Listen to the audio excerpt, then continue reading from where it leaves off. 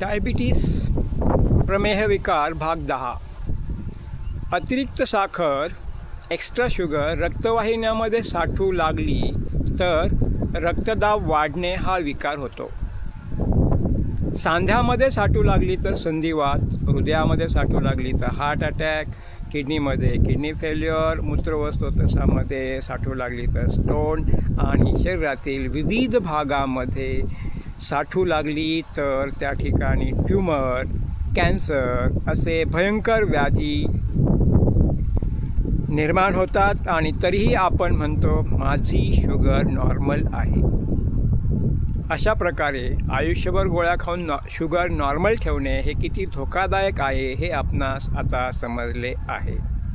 याचप्रमाणे इतर आजारांकरिता देखील अशा प्रकारे आयुष्यभर गोळ्या खात राहणे हे असेच अतिशय धोकादायक असते. तर आज आपण संकल्प घेऊया की मी या आजारापासून मुक्त होईल व इतरांना योग्य मार्गदर्शन करून त्यांना प्रेरित करीन. जय हिंद. हा होता शेवटचा भाग डायबिटीस प्रमेह विकाराची माहिती सांगणारा.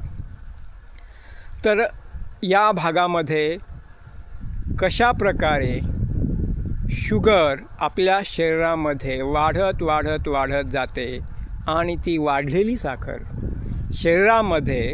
शरीरातील वेगवेगळ्या अवयवांमध्ये वेगवेगळ्या भागामध्ये साठते आणि वेगवेगळ्या प्रकारचे आजार आपल्याला निर्माण होत राहतात. परंतु तरी देखील आपला विचार या ठिकाणी असा असतो की माझी शुगर नॉर्मल आहे आणि मी व्यवस्थित आहे. तर हे जे आपण समजतो ते आपलं चुकीचं मत आहे किंवा चुकीचा विचार त्या ठिकाणी होतो.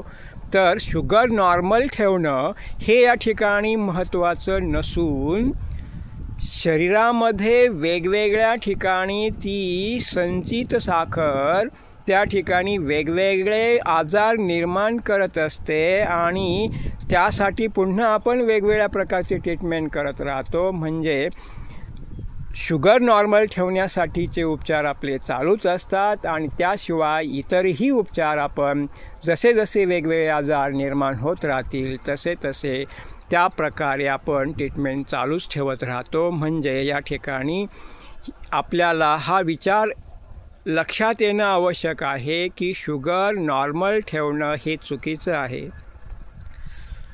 शुगर नॉर्मल ठेवून गोळ्या चालू ठेवणं हे चुकीचं आहे. शुगर त्या ठिकाणी नॉर्मल असली तर गोळ्या चालू ठेवण्याची आपल्याला आवश्यकताच नाही आहे.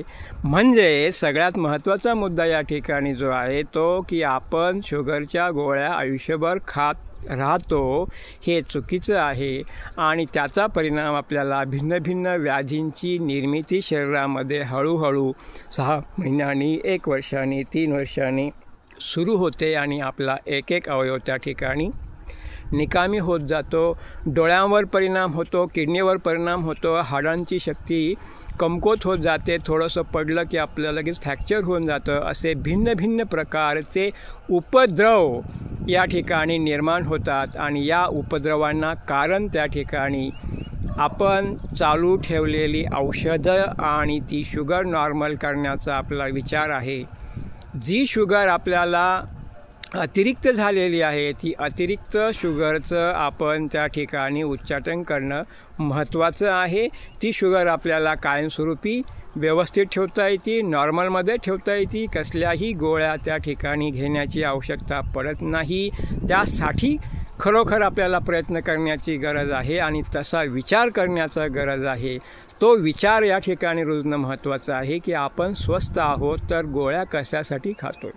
बऱ्याच वेळा आपण काही त्रास नसताना वेगवेगळ्या प्रकारच्या गोळ्या खात असतो. तर हे गोळ्या केमिकलच्या असल्याकारणाने त्या आपल्याला त्रासदायक ठरत असतात हे आपण विसरतो. मग ती कॅल्शियमची गोळी असेल नाहीतर इतर कसल्याही प्रकारच्या गोळ्या असतील, अशा प्रकारच्या गोळ्यांपासून आपण दूर राहणं अतिशय महत्त्वाचं आहे. हा शेवटचा भाग या ठिकाणी होता आणि या शेवटच्या भागामध्ये आपल्याला अशा प्रकारे लक्षात आलं की शुगर हा जो काही आजार आहे, डायबिटीस हा जो काही आजार आहे, प्रमेह हा जो काही आजार आहे, हा आजार झाल्यानंतर तो पूर्णपणे बरा करून घेणं आवश्यक आहे. तो आजार बरा होतो, कायमचा बरा होतो. फक्त त्यासाठी आवश्यक आहे आपल्याला योग्य विचार करण्याची आणि योग्य प्रकारे चिकित्सा घेण्याची. अशा प्रकारे चिकित्सा घेतली तर कोणताही आजार कायमस्वरूपी शरीरातून नष्ट होतो आणि आपण आयुष्यभर स्वस्थ राहतो. हे आपलं उद्दिष्ट आपण साधणं आवश्यक आहे.